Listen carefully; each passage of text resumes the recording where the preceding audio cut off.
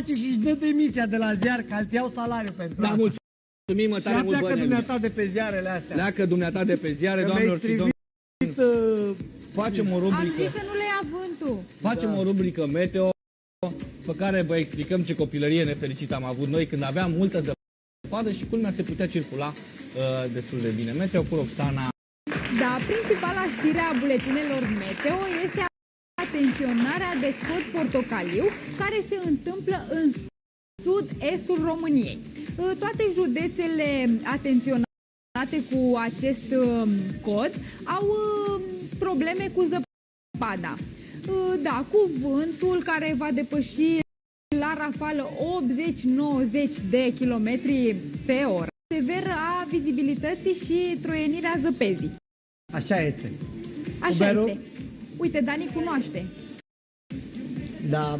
Da, atenționarea aceasta este astăzi, la ora 18, în județele Ilfov, Teleorman, Giurgiu, Argeș, Dâmbovița, Prahova, Călăraș, Ialomița, Buzău, Brăila, Galați, Vrancea, Constanța, Tulcea, Mehedinți, Dol și ce să fac, oltul meu care este la fel băgat într-un viscol puternic.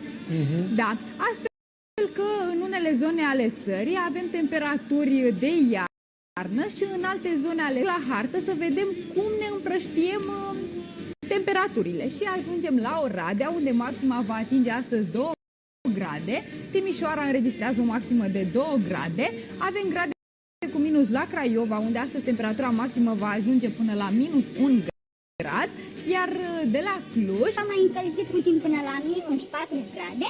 Ce să vă spun, urmează 2 zile în care se vor opri ninsorile și vântul, dar o să vină pe capul nostru gerurile. Așa că așteptăm articolul cum să ne îmbrăcăm când va fi ger. Am început o nouă săptămână de toamnă, de primăvară, dar la temperaturile care sunt... De când e textul? De când a... O glumă, da! Și miros de vin proaspăt stors.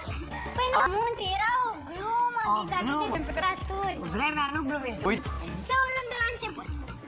Deci, cum spuneam, am început o nouă săptămână de toamnă, de primăvară, dar la temperaturile care sunt afară, e foarte greu să fac diferența.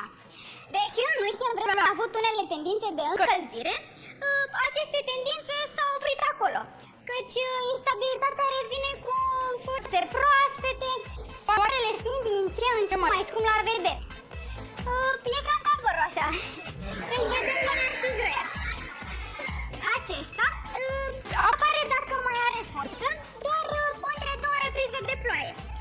Astfel, ca toate lucrurile din țara noastră mult iubită, vremea merge și anapoda.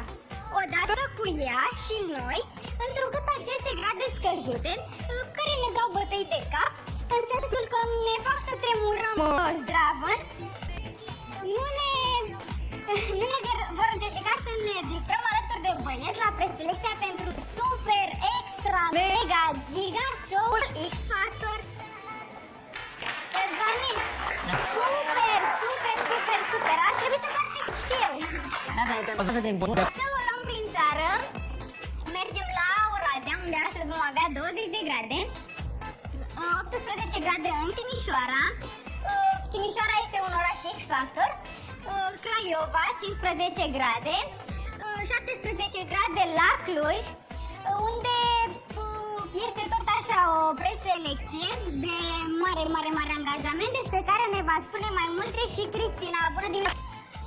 Așa, unde am ajuns? Am ajuns în Sibiu, unde avem 16 grade, 14 grade în Pitești, Giurgiu 16 grade, Suceava 17 grade,